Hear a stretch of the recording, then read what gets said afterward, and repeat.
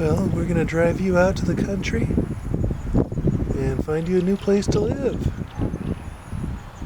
Sure are cute.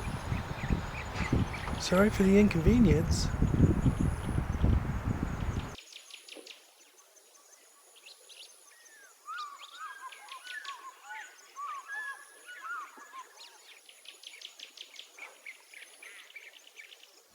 Alright, well now we're going to go ahead and drive him out into the country to the biggest Trump sign we can find and drop him off. Someplace he'll be happier. Of course, the vital heat is not to be confounded with fire, but so much for analogy. It appears, therefore, from the above list, that the expression animal life is nearly synonymous with the expression animal heat. For a long time, I was reporter to a journal of no very wide circulation, whose editor has never yet seen fit to print the bulk of my contributions. And, as is too common with writers, I got only my labor for my pains. However, in this case, my pains were their own reward. For many years I was self-appointed inspector of snowstorms and rainstorms, and did my duty faithfully. Surveyor, if not of highways, then of forest paths and all across-lot routes, keeping them open, ravines bridged and passable at all seasons, where the public heel had testified to their utility. I had looked after the wild stock of the town, which gave a faithful herdsman a good deal of trouble by leaping fences, wait to acquire the usual capital, using such slender means as I had already got. My purpose in going to Walden Pond was not to live cheaply, nor to live dearly there, but to transact some private business with the fewest obstacles, to be hindered from accomplishing which for want of a little common sense, a little enterprise and business talent, appeared not so sad as foolish. No man ever stood the lower in my estimation for having a patch on his clothes, yet I am sure that there is greater anxiety, commonly to have fashionable, or at least clean and unpatched clothes, than to have a sound conscience. For clothes are but our outermost cuticle on mortal coil. Otherwise we shall be found sailing under false colors, and be inevitably cashiered at last by our own opinion, as well as that of mankind.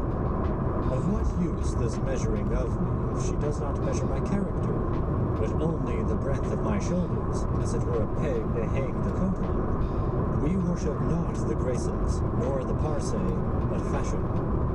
She spins and weaves and cuts with full authority. However, if one designs to construct a dwelling house, it behooves him to exercise a little Yankee shrewdness, lest after all he find himself in a workhouse, a labyrinth without a clue, a museum, an almshouse, a prison, or a splendid mausoleum instead.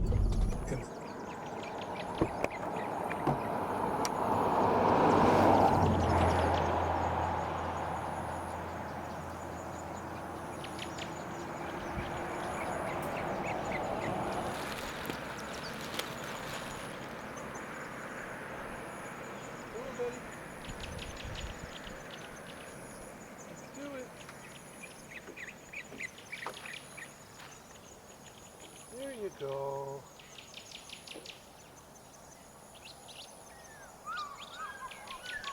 Forward.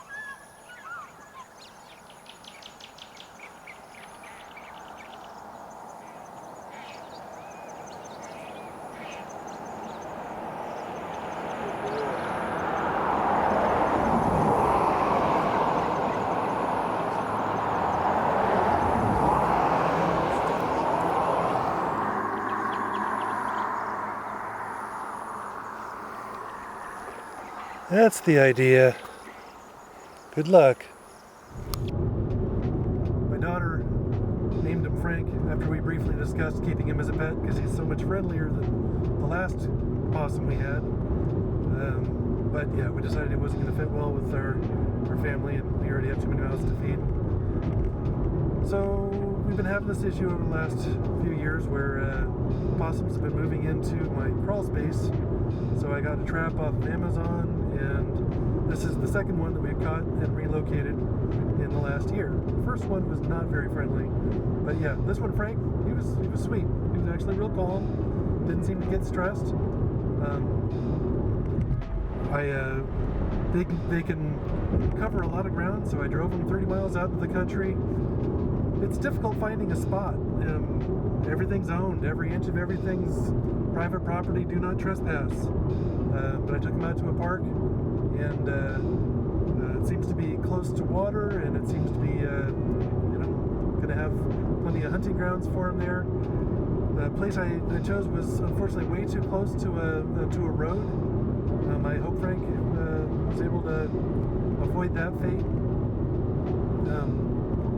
But like I said, I couldn't get very far off because there's signs everywhere saying no. And but yeah, anyway, it seems like he's going to have a good spot there, and I wish him all the best luck.